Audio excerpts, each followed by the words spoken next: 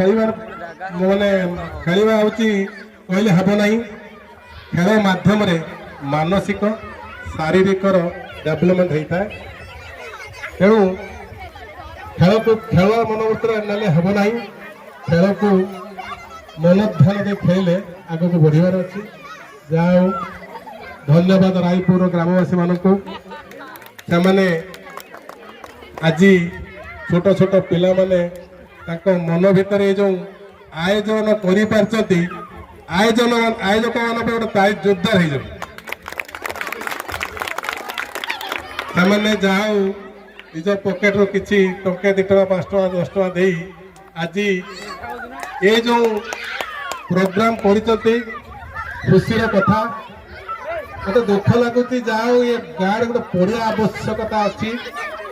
पड़िया तो ना मुझे पचारूली आगुरी जो पड़िया था नाल हो जाओ आपण मैंने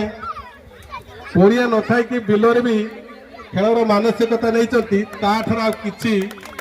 भाषा नहीं मत कहवाई तेणु रायपुर ग्रामवासी पिला को धन्यवाद मुझे वक्तव्य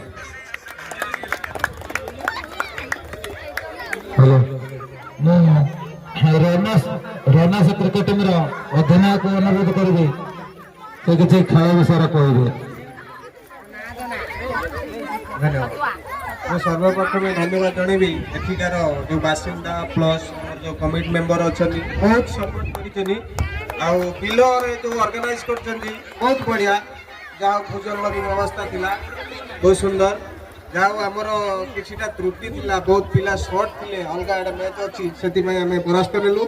आमर बॉलिंग टी खराब थिला देन अपोजिट टीम बहुत भल खेलिले से विजय हासिल कले देन आम हारीगलु थैंक यू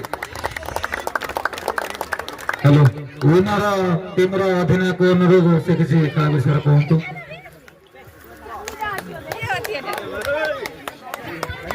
धन्यवाद कमिटी समस्त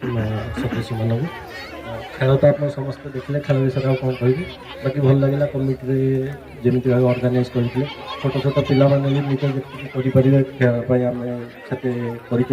और गाँव में एत सारा लोक देखिए मुझे आगुरी पड़िया देखनी एत सारा लोक थे खाइबार व्यवस्था आप कहते जहाँ भी आम भूल मागे काली आम टे लेट हो जाइए आमर जहाँ आप सीता जो पिलाई थे आम पेनाल्टी लगे नथिले जहाँ खेल भल था बाकी आप खेल देखिले मझे टे भूल त्रुटि हुए बाकी समस्त भल खेल आम जीतिलु भल लगे धन्यवाद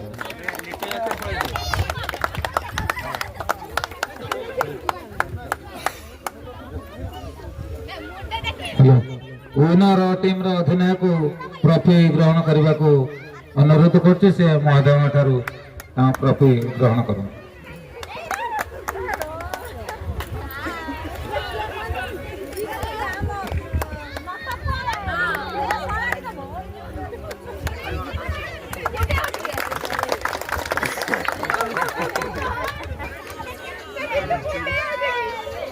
एबे आमर मुख्य अतिथि जो मदन भाई सरपंच महोदय को मुझे किसी से खेल विषय छुआ को धन्यवाद समस्त को मोर नमस्कार आज ये जो रायपुर ग्रामर क्रिकेट टूर्नामेंट आयोजन करते गत 3 दिन धरी चली विभिन्न टीम आसी खेल प्रदर्शन करते आज तार अंतिम दिन ये अंतिम दिन में आमर खैरा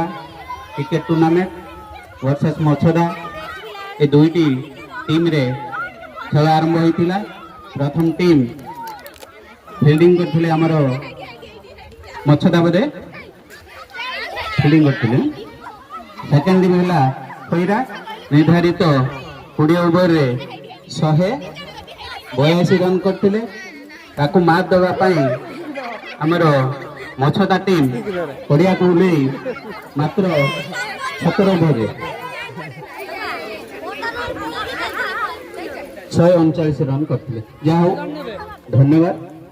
खेल तो दुईटी टीम है फाइनाल पराजित तो रही सफल